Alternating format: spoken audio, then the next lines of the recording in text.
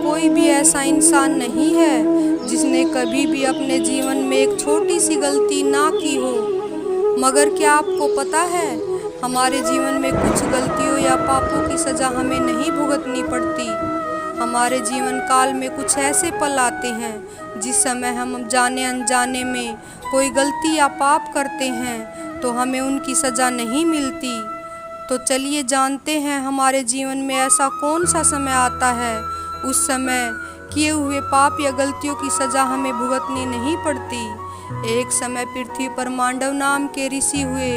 वह बहुत तपस्वी और धर्मात्मा थे। एक दिन उनके आश्रम की ओर कुछ लोग भागते हुए आ रहे थे और वे लोग ऋषि से शरण मांगने लगे। वे लोग चोर थे जो किसी राज्य में चोरी करके भाग रहे थे। उनके पीछे राज्य के सैनिक उनका पीछा कर रहे थे। चोर महर्षि मांडव के आश्रम में छुपने के लिए उनसे विनती करने लग गए। महर्षि को मालूम नहीं था कि यह लोग चोरी करके आ रहे हैं और महर्षि ने उनकी विनती सुनकर उन्हें छुपने के लिए अपने आश्रम में जगह दे दी। उसके बाद उस राज्य के सैनिक भी उस ऋषि के आश्रम तक आ पहुँचे और महर्षि के आश्रम को तलाशने लगे, लेकिन सभी चोर अपने लुटे हुए धन को उसी आश्रम में छुपाकर भाग चुके थे। जब सैनिकों को वह लुटा हुआ धन ऋषि के आश्रम से मिला तो उस ऋषि को चोर मानकर सूली पर चढ़ाने की सज़ा सुना दी। जब ऋषि को सूली पर चढ़ाया गया तो उसकी मृत्यु नहीं हुई, मगर उसे दर्द और पीड़ा सहनी पड़ी। यह दृश्य देखकर उस राज्य के राजा को एहसास हो गया, हे ऋषि श्रेष्ठ, हमें माफ़ कर दो, हमसे बहुत बड़ी गलती हो गई। तब महर्षि ने कहा, हे राजा, हम तुम्हें माफ़ तो कर देंगे मगर उस धर्मराज को नहीं।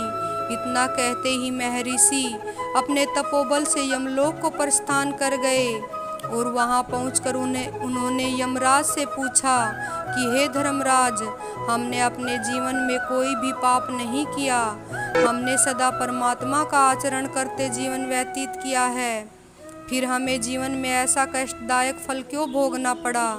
तब धर्मराज ने ऋषि मांडव को कहा कि हे महर्षि, आप अपने बचपन में कीट पतंगों को पकड़कर उनके पंखों में सुई चुभा दिया करते थे। यह उसी पाप का परिणाम था। यह सुनकर मांडव ऋषि ने धर्मराज से कहा कि धर्मशास्त्रों के अनुसार जन्म से लेकर 12 वर्ष की आयु तक बालक जो भी कर्म करता है वह पाप नहीं माना जाता, क्योंकि जन्म से लेकर इस आयु तक वह अज्ञान होता है। अतः आपसे बहुत बड़ी गलती हुई, इसका परिणाम आपको भी भुगतना होगा।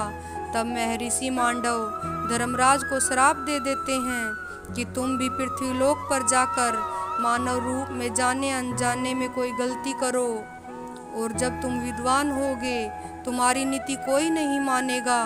इसी श्राप के कारण धर्मराज द्वापर युग में विदुर के रूप में जन्म लिया था। भगवान भी बाल्यावस्था में जाने अनजाने में की हुई गलतियों को माफ़ कर देते हैं। इस कथा से अब हमें यह तो समझ में आ गया कि जन्म से लेकर 12 वर्ष की आयु तक इंसान को किए हुए कर्मों का फल नहीं भोगना पड़ता, क्योंकि वह अबोध होने के कारण उसके सारे कर्म माफ़ हो जाते हैं और फिर जब धीरे धीरे उसके अंदर ज्ञान का प्रभाव होने लगता है तो फिर वह धर्म अधर्म कर्मों से परिचित होने लगता है। जय श्री कृष्ण।